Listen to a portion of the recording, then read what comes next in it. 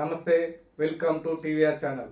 ప్రతిక్షణం నిరంతర వార్తా ప్రసారాల కోసం మీకోసం మన సీఎంఓ నుంచి మన తెలంగాణ ముఖ్యమంత్రి రేవంత్ రెడ్డి గారి ఆఫీస్ నుండి బాగా మేకపోతు గాంభీర్యాన్ని ప్రదర్శిస్తూ బనకచెర్ల ఇష్యూ చర్చకు వస్తే మేము పోమని చెప్పి లీక్లు ఇవ్వడం జరిగింది ముందు రోజు.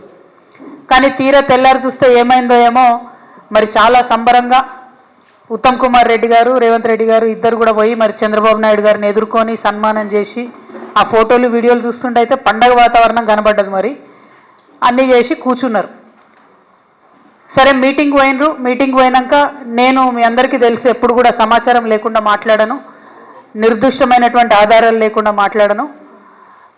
వీళ్ళు మీటింగ్కి పోయినరు, జలశక్తి మీటింగ్కి. మొట్టమొదటి అంశమే ఎజెండాలో బనకచెర్ల జరిగింది. అక్కడ మొట్టమొదటి అంశం బనకచెర్ల ఉంటే కూడా కనీసం పౌరుషం లేకుండా, సిగ్గు లేకుండా ముఖ్యమంత్రి గారు, మన ఇరిగేషన్ శాఖ మంత్రి గారు మీటింగ్ మొత్తం కూడా కూర్చొని అప్పనంగా గోదావరి జలాలని గిఫ్ట్ లెక్క చంద్రబాబు నాయుడు గారి చేతిలో పెట్టి రిటర్న్ రావడం జరిగింది.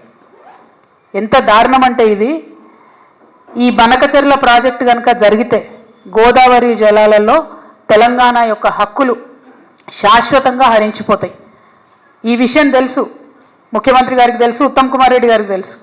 అయినా అటెండ్ అయినరు, అయినా పోయి ఉల్టా సన్మానాలు చేయించుకొని దండలు వేయించుకొని నీళ్లు అప్పనంగా అప్పచెప్పి వెనక్కి రావడం జరిగింది. నిజంగా ఎంత బాధ అనిపించిందంటే ఆడ చంద్రబాబు నాయుడు గారు సన్మానం చేస్తుంటే ముఖ్యమంత్రి గారి ముఖం ఆనందంతో వెలిగిపోతున్నది. కానీ నాకైతే బలిక బక్రాన్ చూసినట్టు అనిపించింది.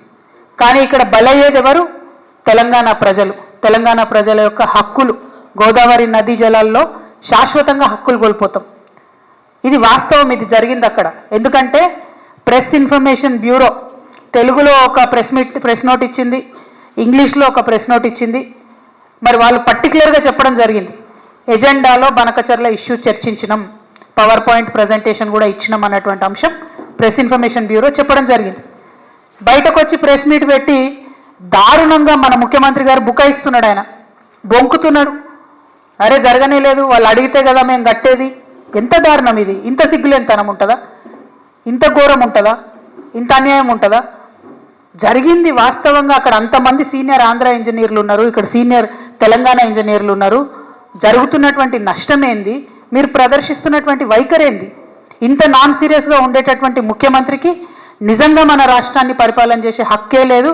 ముఖ్యమంత్రి గారు తక్షణమే రాజీనామా చేయాలని ఈ సందర్భంగా నేను డిమాండ్ చేస్తూ ఉన్నాను.